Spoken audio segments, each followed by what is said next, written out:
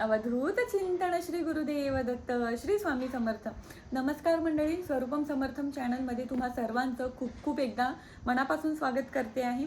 आजच्या व्हिडिओमध्ये आपण बोलणार आहोत स्वामी चरित्र सारामृताचं पारायण कसं करायचं. आधीच्या व्हिडिओमध्ये मी तुम्हाला सांगितलं होतं की 26 डिसेंबर 2023ला आहे दत्त जयंती. दत्त महाराजांच्या जयंतीच्या निमित्त आपल्याला काही सेवा आपल्या हातून घडावंसं वाटत असेल तर त्या सेवेमध्ये आपण काय करू शकतो, तर त्या सेवेमध्ये आपण स्वामी चरित्र सारामृताचं 21 दिवसीय पारायण आपण करू शकतो. तर 21 दिवसीय पारायण आपण कधीपासून सुरू करायचं आहे? 6 डिसेंबर 2023 पासनं तर 26 डिसेंबर 2023 पर्यंत, म्हणजे हा जो 21 दिवसांचा काळ आहे, त्या 21 दिवसांच्या काळात आपल्याला स्वामी चरित्र सारामृताचं पारायण करायचं आहे. 21 दिवसात आपल्याला 21 पारायण करायचं आहे. 21 पारायण कसे करायचे, तर स्वामी चरित्र सारामृताचा जो ग्रंथ आहे त्याचं पठण आपल्याला करायचं आहे. 1 ते 21 अध्यायाचं पूर्ण पठण आपल्याला करायचं आहे. आज एक अध्याय वाचला, उद्या दुसरा अध्याय वाचला आणि रोज एक अध्याय वाचून आपण 26 तारखेला शेवटचा अध्याय वाचला असं चालणार का? असं नाही चालणार. आपल्याला जर 21 दिवसीय पारायण करायचं आहे तर आपल्याला रोज 1 ते 21 अध्यायाचं पठण करावं लागणार आहे. तर स्वामी चरित्र सारामृत हा फार मोठा काही ग्रंथ नाही. तर तुम्हाला ह्या ग्रंथाचं पठण करण्यासाठी साधारणतः जर तुमचं वाचन चांगलं असेल तर 1 ते 1.5 तास लागेल किंवा त्याहूनही कमी वेळ लागेल. पण जर तुम्ही पारायण वगैरे जर जास्त करत नसेल आणि तुमचं वाचन तेवढं चांगलं नसेल तर तुम्हाला होऊ शकतो जास्त वेळ लागेल. आता 21 दिवसीय पारायण जर करायचं आहे तर त्याचे काही नियम आणि अटी असणार आहे. सर्वप्रथम जर 21 दिवसीय आपण पारायण करत आहे तर 21 दिवसांचं व्रत करायची, उपवास करायची गरज नाही आहे. तुम्ही विना व्रत करता, विना उपवास करता हे 21 दिवसीय पारायण करू शकता आणि विना व्रत करताच तुम्हाला पारायण करायचं आहे. उगाच तब्येतीची हेळसाळ करू नका. दुसरं म्हणजे आपल्याला 21 दिवसीय जे पारायण करायचं आहे ते संकल्पयुक्त असणार आहे, कारण हे आपण कुठल्या तरी निमित्ताने करतो आहे. म्हणजे आता दत्त जयंती आहे, दत्त जयंतीच्या निमित्ताने आपण ते पारायण करणार आहोत, तर हे संकल्पयुक्त असणार आहे. त्यामुळे ज्या दिवशी पहिल्या दिवशी जेव्हा आपण हे पारायण करणार आहोत तेव्हा संकल्प घ्यायचा आहे आपल्याला पारायण सुरू करण्याआधी. तर काही नियम आणि अटी आहेत की ज्यांचं आपल्याला पालन करायचं आहे. आता त्या नियम आणि अटी कुठल्या आहेत, तर जेव्हा आपण 21 दिवसांचं पारायण करतो आहे तेव्हा आपल्याला 21 दिवसांचं ब्रह्मचर्याचं पालन करायचं आहे. ब्रह्मचर्याचं पालन पहिली अट. दुसरी अट म्हणजे आपल्याला मांसाहार वर्ज्य आहे. आपल्याला मांसाहार करायचं नाही आहे, मांसाहार करायचं नाही आहे. आणि तिसरी अट म्हणजे आपल्याला परान्न वर्ज्य आहे. परान्न वर्ज्य असणे म्हणजे काय, तर आपल्याला बाहेरचं किंवा कोणाच्या हातचं किंवा कोणाच्या घरचं आपल्याला अन्न ग्रहण करायचं नाही आहे. आता बरेच लोक असे कमेंट करतात किंवा मेसेज करतात की ताई परान्न वर्ज्य म्हणजे का आपण कोणाच्या हातचं खायचं नाही. तर बघा, जेव्हा कुठलीही आपण सेवा करत असतो, जेव्हा कुठलीही आपण पारायण करत असतो, देवाची पूजा करत असतो, तर त्यावेळी त्या कालावधीत आपल्या शरीरात एक वेगळी अशी पॉझिटिव्ह ऊर्जा निर्माण होत असते. आपण त्यावेळी त्या काळात आपण फक्त देवाचं नामस्मरण करत असतो. आपण जर कोणाच्या हातचं अन्न, ते म्हणतात ना की आपण जे बनवतो, आपल्या मनात जो भाव असतो तो आपल्या स्वयंपाकात उतरत असतो.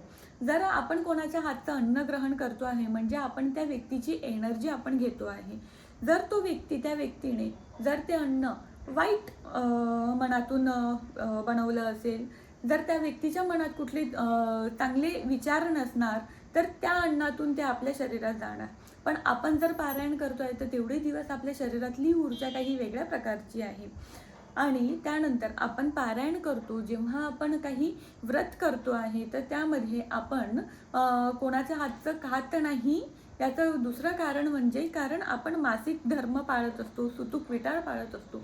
तर आपण प्रत्येकाला जाऊन तर विचारणार नाही की बाबा रे तुमचं मासिक धर्म आहे की नाही आहे, तुमच्या घरी सुतूक विटाळ आहे की नाही आहे. त्यामुळे आपण शक्यतोवर जेवढे दिवस आपण पारायण करत असतो किंवा कुठलीही सेवा करत असतो तेवढे दिवस आपण कोणाच्या हातचं अन्न खाणं टाळत असतो. त्यामागे फक्त हेच कारण आहे, बाकी दुसरं कुठलं कारण नसतं.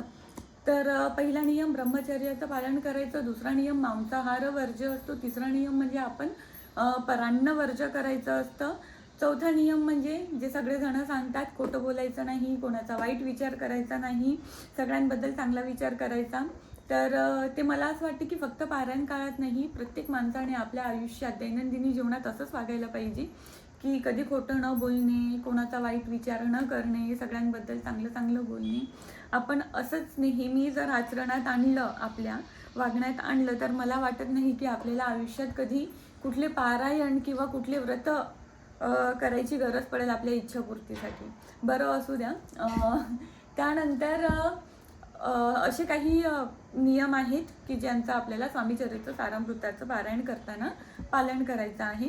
जेवणात आपल्याला शक्यतोवर सात्विक आहार खायचा आहे, पण असा काही कठीण नियम नाही आहे की आपल्याला फक्त कांदा लसूण विरहित खायचा आहे. आपण कांदा लसूण असलेलं जेवण पण खाऊ शकतो. त्यानंतर आता हे झाले आपले नियम आणि अटी. स्वामी चरित्र सारामृताचे फारसे नियम आणि अटी नाही आहेत. गुरुचरित्राचे फार नियम आणि अटी आहेत, तर त्या कुठल्या असणार आहे हे मी वेगळ्या व्हिडिओमध्ये तुम्हाला सांगणार आहे. सर्वप्रथम काय करायचं तर 6 तारखेला ब्रह्ममुहूर्तावर आपल्याला उठायचं आहे.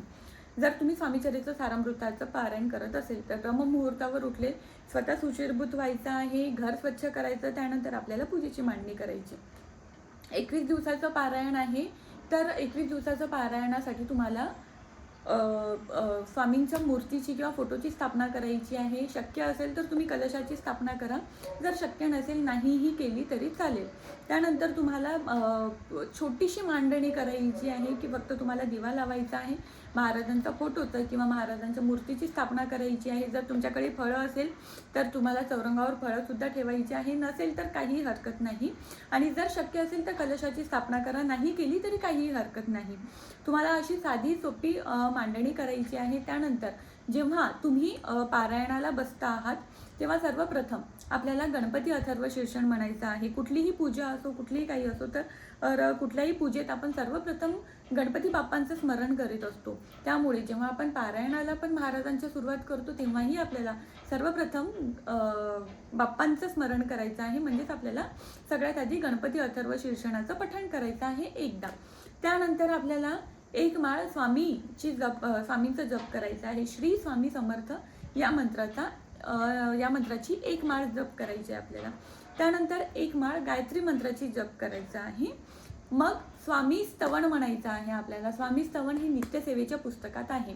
स्वामी स्तवनाचं एक वेळा पठण करायचं आणि त्यानंतर आपल्याला पारायणाला सुरुवात करायची आहे. 1 ते 21 अध्याय रोज आपल्याला 1 ते 21 अध्यायाचं पठण करायचं. 21वा अध्याय झाला की त्यानंतर आपल्याला पारायण झाल्यानंतर आपल्याला आरती करायची आहे. आरती झाली की आपल्याला नैवेद्य दाखवायचा आहे. महाराजांच्या फोटोला किंवा मूर्तीला आपल्याला नैवेद्य दाखवायचा आहे. नैवेद्य दाखवला की आपण स्वतः जेवण करू शकतो. हे झालं साधी सोपी पूजा. आपल्याला पारायण आपल्याला कसं करायचं आहे ह्याबद्दल सांगितलं. सोबतच तुम्हाला संध्याकाळची सुद्धा आरती करायची आहे. आपण जी मांडणी केली आहे तिथे पुढे बसून आपल्याला संध्याकाळची सुद्धा आरती करायची आहे. आरती झाली की आपल्याला संध्याकाळ सुद्धा नैवेद्य दाखवायचा आहे. लक्षात असू द्या, जेव्हा आपण पारायण करतो आहे पारायण काळात आपल्याला सकाळी आणि संध्याकाळी दोन्ही वेळा महाराजांपुढे आपल्याला नैवेद्य दाखवायचा आहे.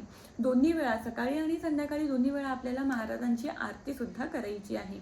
आणि मग 21व्या दिवशी म्हणजेच दत्त जयंतीच्या दिवशी आपल्याला काय करायचं तर दत्त जयंतीच्या दिवशी आपल्याला पारायणाचं उद्यापन करायचं आहे. तर उद्यापन कशा प्रकारे करायचं तर 26 तारखेला कुठल्या सेवा करायच्या, कशा प्रकारे उद्यापन करायचं ह्याच्यासाठी मी एक वेगळा व्हिडिओ बनवणार आहे. तर तेव्हापर्यंत जर तुमच्या मनात खरंच इच्छा असेल की तुम्हाला स्वामी चरित्र सारामृताचं पारायण सुरू करायचं आहे तर त्याची तयारीसुद्धा नक्की सुरू करा तुम्ही. जास्त काही असं सामान तुम्हाला लागणार नाही आहे, काहीचा असा तुमचा वेळ लागणार आहे बस. आणि जर तुमच्या मनात जर खरंच इच्छा असेल की महाराजांसाठी तुम्हाला काहीतरी थोडीफार तुमच्या हातनं सेवा घडायची असेल असं तुम्हाला वाटत असेल तर नक्की ही सेवा तुम्ही करा. अशाच एका नवीन व्हिडिओसोबत पुन्हा एकदा भेटू. तेव्हापर्यंत भिवू नकोस, स्वामी पाठीशी आहे.